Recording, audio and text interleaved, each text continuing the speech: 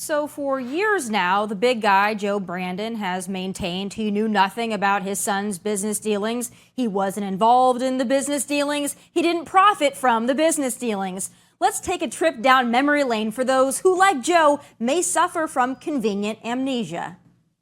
Have you ever spoken to your son about his overseas business dealings? I've never spoken to my son about his overseas business dealings. I did my job. I never discussed a single thing with my son about anything having to do with Ukraine.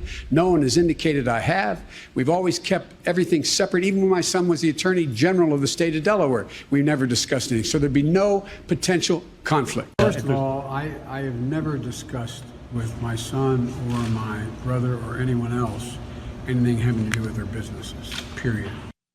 Oh, the Democrats and members of the mainstream media really don't want that supercut of lies getting out there to the general public, which is probably why they're conveniently pretending it doesn't exist. But too bad, the internet is forever, and so are those sound bites, really encapsulating the Biden legacy. But now that we have even more evidence to literally trip over, more testimony from business associates, whistleblowers, and watchdogs, well, there's another person with a lot of explaining to do. You ready to get hooked on phonics as KJP plays with semantics? Roll it. Curious if the White House and the president still stand behind his comment that he's never been involved and has never even spoken to his son about his business. So I've been asked this question a million times. The answer is not going to change. The answer remains the same. The president was never in business with his son. I just don't have anything else to add. You see how it went from never spoken to his son about business dealings to never in business with? That was a slick move, but you're not fooling us. We aren't stupid, well, most of us anyway. The water is rising as the Biden boat full of BS tries to stay afloat, so batten down the hatches.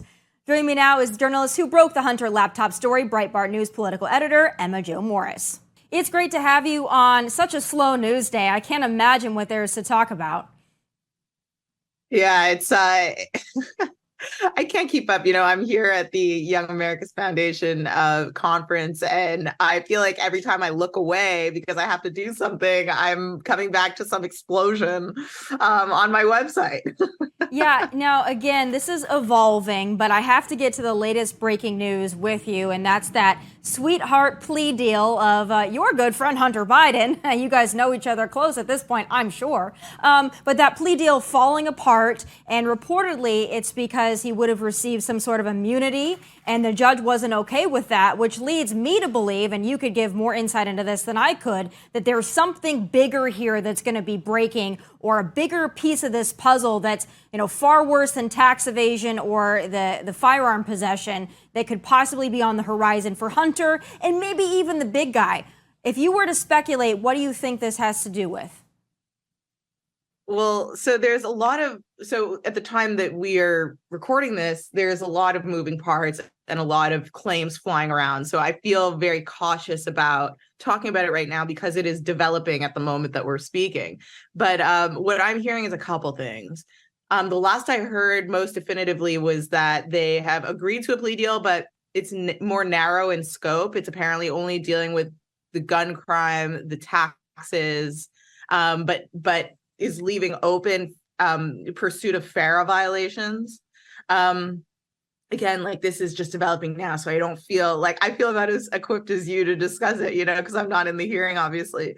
But this is against the backdrop of a revelation from last night, which was that Hunter Biden's lawyers essentially tried to deceive the court. And they tried to get something struck, I think, basically from the record by impersonating a staffer from the Hill. So this sounds serious. Again, I'm not a lawyer and I'm not there. So that I have to caveat everything I say with that. I'm just kind of opining just like anybody else. But yeah, so that doesn't sound good. The judge seems pissed. Also, the lawyers are trying to get Hunter some sort of deal where he can never be prosecuted for anything basically ever again if he agrees to these crimes, which is like, so the judge is feeling apprehensive about accepting that because obviously, like, you can't promise that. It's not double jeopardy. It's not prosecuting for the same crime again. They're trying to get out of being prosecuted for any crime ever again. Right. So this whole thing is basically the moral of the story is it's kind of imploding. They're now trying to throw in a lot of new elements to the deal that were never agreed on, and we can't really agree on what we originally agreed on apparently last week. Yeah, that Biden legal team, the Hunter Biden legal team, any Biden legal team for that matter, the balls on that team, large. I mean, they've got a lot of nerve, the things that they have tried to pull. But I want to go back to, the origination of all of this. And I think that you are the perfect person to break this down for me. And that's the Hunter laptop that we've known about now for quite some time. The media is finally starting to come around to the idea that, in fact, this is real. But you're the one that broke this story. You're the one that did a lot of the legwork in this. So now that you've watched this all evolve, do you feel like that you've had a personal hand to play in what could potentially be the unraveling of the Biden crime family as a whole?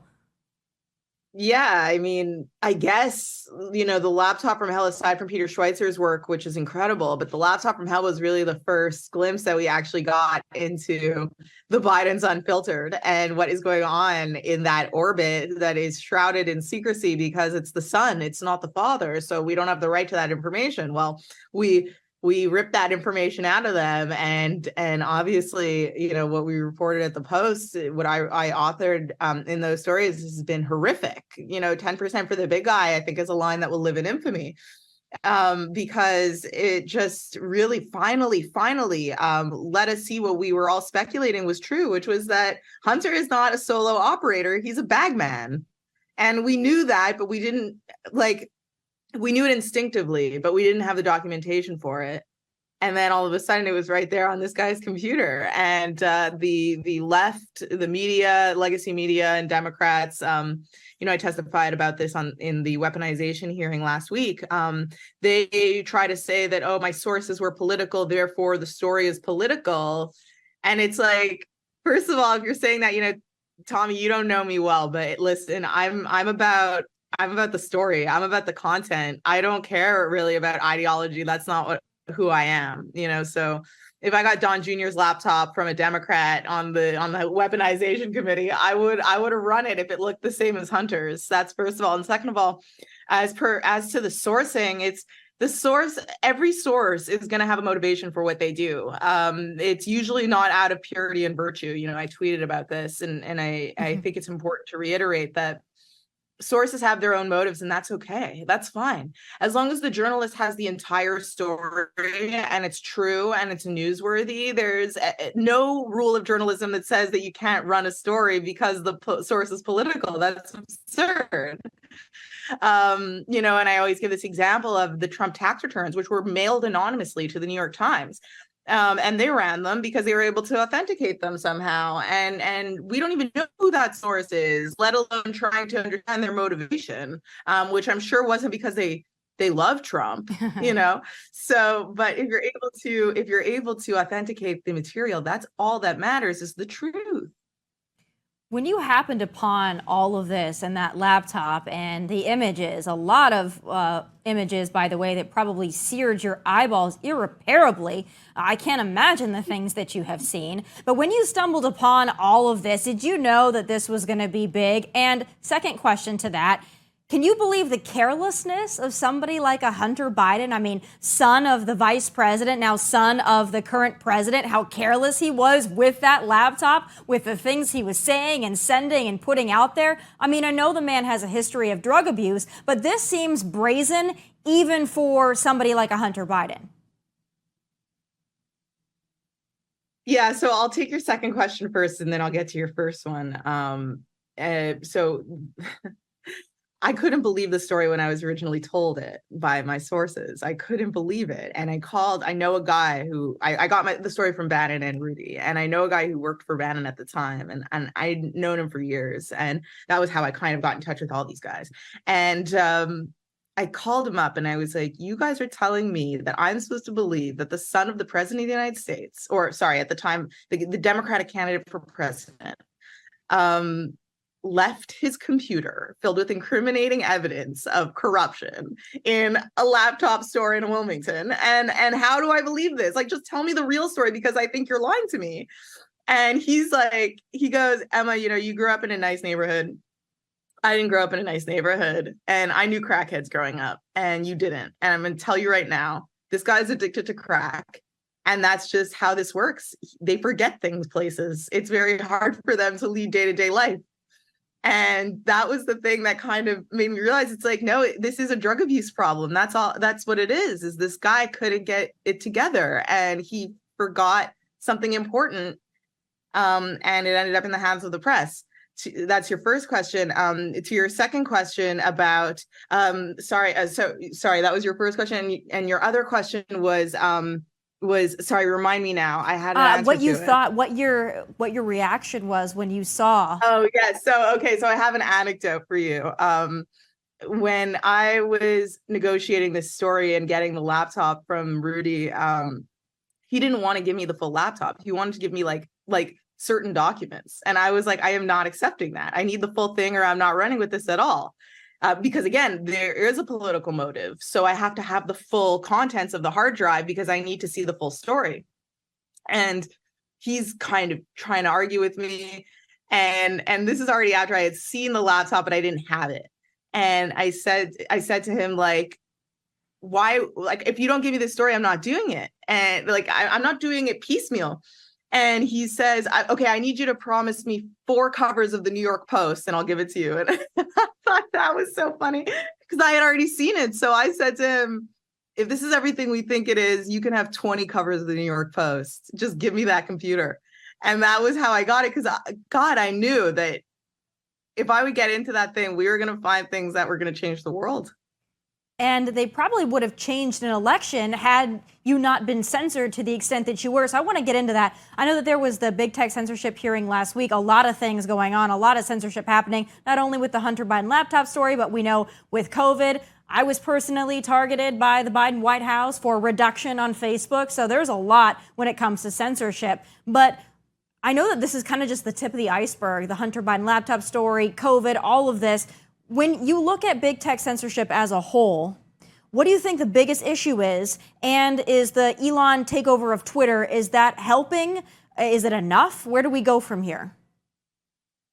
Well, this is a really complex issue that, you're gonna have to take me for dinner next time I'm in Nashville to get into that fully because it's too much for one segment. But as to the censorship that you experienced and as to the censorship that I experienced, I can give you probably a succinct answer to that, which is, in my opinion, there is just a really incestuous relationship between the intelligence community / government and social media companies. And because we have a system where there's a couple companies that basically control all of the public square as the virtual public square goes, it's just basically a couple executives, a handful of executives that have control over everything that we're talking about, and also all the angles that editors are using to frame stories in the news. And they have a very, very close relationship with government. And even further than that, actually, there is almost like a symbiosis between the government and social media companies. I'm working on a story because I got so much attention to one line that I used in my testimony to Congress last week, where I said there's still hundreds of people from the intelligence community who are working in social media companies. And that is what's going on, is that not only are these two entities working together, but they're actually trading staff. And there is a lot of people from the CIA, from the DNI, from the FBI who are working at Twitter, Facebook, Meta, and Google. And so we have a situation here where we have basically these arbiters of truth in these social media companies. Oh, and by the way, they all come from the government. And when they don't actually work at the social media companies, they have, as we learned from Elon Musk, the virtual war room where they all have like a group chat on an encrypted network together. They're getting security clearances from the government so that they can share all kinds of information with these social media companies. And then aside from that, they're laundering their narratives through an obedient press to then present to social media companies and say, look how serious this issue is. It's written about in the New York Times. Where did that story come from? The same guy. When we had the Twitter files, we learned a lot. If you were to speculate on what a Meta / Facebook / Instagram file bank would look like, do you speculate that it was much worse than what was happening over at Twitter, and that it is still occurring, by the way, since we never really got any transparency from Zuckerberg or any of the rest of them? I think it's probably equally bad everywhere, because here's the thing that the social media companies, in their defense, this is the position they're in. They are in a weird spot where they're not exactly publishers, but they're not exactly platforms. And those two terms have very different legal definitions. And because of all the hysteria about national security threats, disinformation, whatever, and then, you have real crimes that go on these platforms. Obviously, there's all kinds of sharing of information, and some of it is illegal. They're in a very precarious position, and they're very worried about being regulated or being investigated, and that's never fun for any company. So they feel like, I think they feel like they're up against a wall, because on the one hand, they probably are obviously liberal Democrats, and they probably do agree with a lot of the things that the establishment Democratic Party pushes, which is the same things that the security state kind of pursues.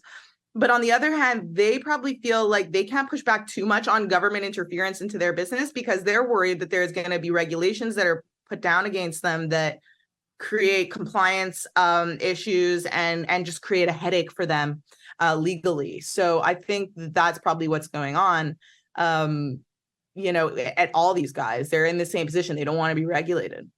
It's just so hard for me to believe, though, because I get what you're saying. But if that were true and the government had an interest in shutting down black markets, shutting down real national security threats like ISIS that was active on platforms for many years, or wanted to shut down pedophilia and child pornography, yes, the big tech companies don't seem to be too concerned with being regulated in that vein, because it's still occurring. But they seem very concerned with people like me saying I'm not going to get a COVID vaccine. I understand the fear of being regulated, right. But it's like, when we're looking at the scope of what's dangerous to our country and to our globe, I don't think me saying I'm not going to get a vaccine ranks up there with child trafficking. So to me, I think you're right that it's liberal Democrats, and they take their orders from people that they agree with, because I don't think a Trump administration would tell them to censor things, and I don't think that they would so happily run it down as they do under a Biden regime. And I think that's what's so frustrating with all this. Well, that's it. I've said that. You're absolutely right. You're absolutely right. I've said that 1,000 times, where it's like, I could kind of sort of maybe get with law enforcement being like crawling around social media companies to that extent, if they were really busting up terror organizations, child porn proliferators. But that's not what's going on, because, up until, I don't know what the data is while Elon Musk is in power, but up until Elon Musk, let's say, Twitter was one of the main proliferators of child porn. Mm-hmm. Well, they had a Slack channel called BU Alumni, Bureau Alumni, as in the FBI Bureau. Yeah, you're exactly right. It's so disingenuous and fake. It's like, law enforcement is good, security, whatever. No. This is not about law enforcement and security. Obviously, this is about censoring speech that's verboten. Yeah, and that's contrary to the narrative that they want to push so badly. Well, Emma, I want to thank you so much for everything that you've done. I think that you're a national hero. I hope that you keep it up on both sides of the aisle, because I think we need good journalists like you out there uncovering all the rats and swamp creatures, wherever they may be, on the right or on the left. So thanks for all that you do. And we're looking forward to see you reporting ahead of 2024 election season. Thank you so much. Thanks for having me.